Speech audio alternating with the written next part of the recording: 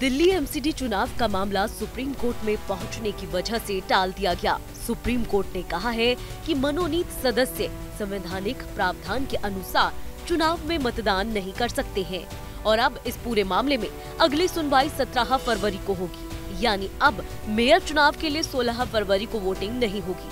वही नियम के अनुसार मनोनीत सदस्य या एल्डरमैन सदन की बैठकों में मतदान नहीं कर सकते।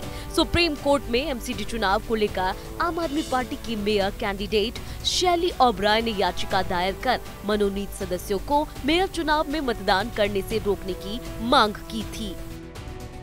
एमसीडी चुनाव को 2 महीने से ज्यादा का समय हो चुका है, लेकिन अब भी राजधानी को उसका मेयर नहीं मिल पाया है। मेयर चुनाव में आम आदमी पार्टी ने 134 वार्ड में जीत का बहुमत हासिल किया और बीजेपी 15 साल बाद सत्ता से बाहर हुई। बीजेपी ने 104 वार्ड में जीत हासिल की तो कांग्रेस को 9 सीटें मिली। गौरतलब है कि मेयर, डिप्टी मेयर और निकाय की स्थायी समिति के सदस्यों के चुनाव के लिए सदन की पहली बैठक 6 जनवरी को हुई थी। भाजपा और आम आदमी पार्टी के सदस्यों के बीच तीखी नोक-झोंक, धक्का मुक्की और हंगामे के चलते इस बैठक को स्थगित किया गया। 24 जनवरी को दूसरी बैठक हुई। इस दिन शपथ ग्रहण समारोह के बाद एक बार फिर बैठक को स्थगित किया गया। वहीं 6 फरवरी को सदन की तीसरी बैठक हुई, लेकिन उसे भी स्थगित कर दिया गया। दरअसल दिल्ली के उपराज्यपाल ने एमसीडी में 10 सदस्यों को मनोनीत किया। इन मनोनीत सदस्यों को वोटिंग का अधिकार भी दिया गया।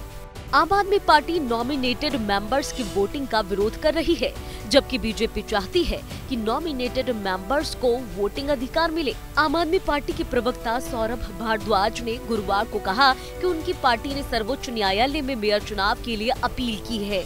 उन्होंने कहा कि बीजेपी नगर निगम में अल्पमत में होने के बावजूद भी असंवैधानिक तरीके से मेयर पद पर अपना अधिकार बनाए रखना चाहती है।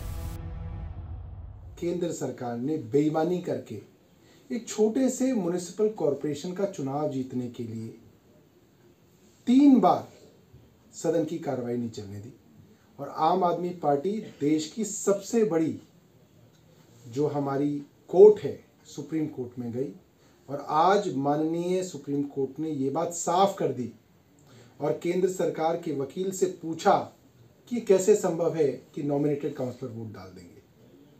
जब हमारे वकील ने उनको कहा कि ये ज़बरदस्ती उनकी वोट डलवाना चाहते हैं तो कोर्ट ने ये कहा कि पहली बात, ये बात साफ है कानून में, कॉन्स्टिट्यूशन में कि नॉमिनेटेड काउंसलर वोट नहीं डाल सकते।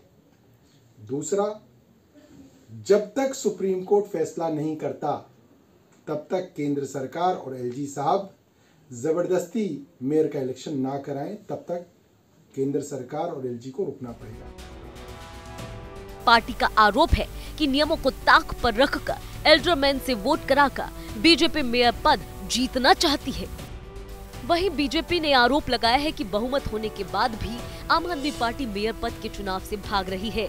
दिल्ली भाजपा के कार्यकारी अध्यक्ष वीरेंद्र सचदेवा ने कहा है कि आम आदमी पार्टी को अपने पार्षदों पर भरोसा ही नहीं है। आम आदमी पार्टी के दल में फूट पड़ चुकी है और वो दूसरे दल के मेयर प्रत्याशी को वोट कर सकते हैं। इस सच्चाई को जानकर ही आम आदमी पार्टी मेयर पद का चुनाव नहीं होने दे रही है।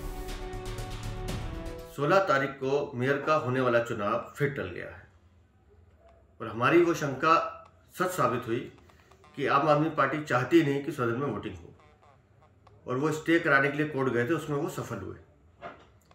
माननीय न्यायालय उस पर चर्चा करके जल्दी से जल्दी निर्णय करे और दिल्ली का मेयर जल्दी दिल्ली को मिले, ऐसी हमारी शुरू से कोशिश रही है। लेकिन अब क्योंकि मामला कोर्ट में विचाराधीन है तो अब जो भी निर्णय आएगा उसे हम स्वीकार करेंगे और जल्दी ये निर्णय आए, ऐसी मैं आशा करता हूँ। बहरहाल दिल्ली नगर निगम अधिनियम के अनुसार भी मनोनीत सदस्य या एल्डरमैन सदन की बैठकों में मतदान नहीं कर सकते। अब देखना ये होगा कि आम आदमी पार्टी और बीजेपी के इस घमासान के बीच कोर्ट का क्या फैसला आता है। टीम चुनाव आज तक।